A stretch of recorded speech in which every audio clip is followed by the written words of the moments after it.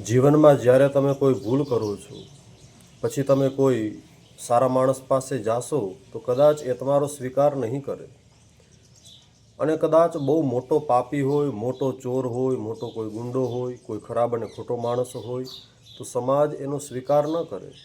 કદાચ તે સુધરવા માગતો હોય તો પણ સમાજ એનો ભરોસો તો ન જ કરી શકે, કારણ કે તે સુધરશે કે નહીં એ આપણને ખબર નથી. કદાચ તે સુધરી જાય તો પણ માણસ એનો ભરોસો નહીં કરે. પરંતુ ગમે તેવો પાપી, ગમે તેવો દુરાચારી, ગમે તેવો ખોટો માણસ જો તેના જીવનમાં સુધરવાની સવાર આવે અને તે સુધરી જાય તો ભગવાન પાસે જાય એટલે ભગવાન તરત જ એનો સ્વીકાર કરે છે. સંસારમાં સૌથી વધારે દયાળુ પરમાત્મા જ હોય છે. એનાથી વધારે દયાળુ આપણા ગમે તેવા સંબંધી હોય, પરમાત્મા જેટલા દયાળુ કોઈ જ ન હોઈ શકે. ભગવાન દયાળુ છે, આપણે તેનો આભાર માનવો જોઈએ. આપણાથી ક્યારેક ભૂલો થાય ભૂલો બધાથી થાય, મારાથી પણ થાય, તમારાથી પણ થાય. પણ ભૂલ થયા પછી આપણે એ વિચારીએ કે આ ભૂલ બીજી વખત હું નહીં કરું. આ ભૂલ હવે આના પછી નેક્સ્ટ ટાઈમ મારાથી આ ભૂલ નહીં થાય. તો અવશ્ય માણસ તો ભરોસો કદાચ નહીં જ કરે, પરંતુ પરમાત્મા તમને સ્વીકારી લેશે. એ જાણે છે આપણા હૃદયની વાતને.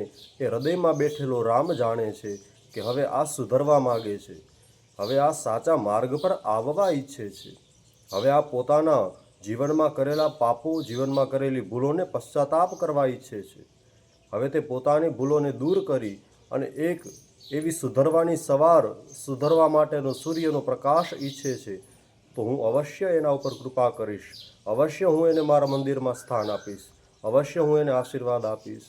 મંદિરમાં જાય, ભગવાનના ચરણમાં બેસે તો આજુબાજુમાં જોવાવાળા તો એમ કહે, આ આવ્યો ખોટો માણસ, આ આવ્યો ચોર, આ આવ્યો આવો પાપી, આ થોડા સુધરે, આ તો ભગત થઈને દેખાડા કરે પણ જીવનમાં ખરેખર કાંઈ ન કરે. પણ પરમાત્માને ખબર છે કે આ સુધરવા માગે છે. એ માતાજીને ખબર છે કે આ મારો દીકરો હવે મારા ચરણમાં બેસી અને પોતાના પાપ માટે દેખાતું ભલે નથી પણ અંદરથી તે રૂવે છે. હવે તે સુધરવાની ઈચ્છા રાખે છે. જીવનમાં ગમે તે અંતિમ ક્ષણ પણ એવી હોઈ શકે જેમાં માણસ સુધરી જાય. જીવનમાં કદાચ છેલ્લી સવાર પણ એવી આવી શકે જેમાં તે સુધરી ગયો હોય, આપણને ખબર ન હોય. એટલે જ આપણા સંતો, સાધુ સંતો, શાસ્ત્રો બધા જ કહે છે કે ગમે તેવો પાપી હોય ને તેના પણ પાપની વાતો બહુ ન કરવી. કોઈ ખરાબ ખોટો માણસ હોય તો પણ એની બુરાઈ ન કરવી, કારણ કે તે ક્યારે સુધરી જશે એ ખબર નથી. અને સારો માણસ છે તે ખોટાની સંગ લાગતા ક્યારે ખરાબ બની જશે એ પણ ખબર નથી. એટલા માટે સારા માણસે પોતાની સાત્વિકતાનું પણ અભિમાન ક્યારેય ન કરવું જોઈએ. અને ખોટા માણસને આપણે દોષ ન આપવા. એ એના કર્મ છે કે તે ભગવાન પાસે આટલા વર્ષ જઈ ન શક્યો, એણે દુરાચાર કર્યા, એને પાપ કર્યા, પણ કાંઈક એના ઉપર કોઈએ કૃપા કરી છે, હવે તે સુધરી ગયો છે.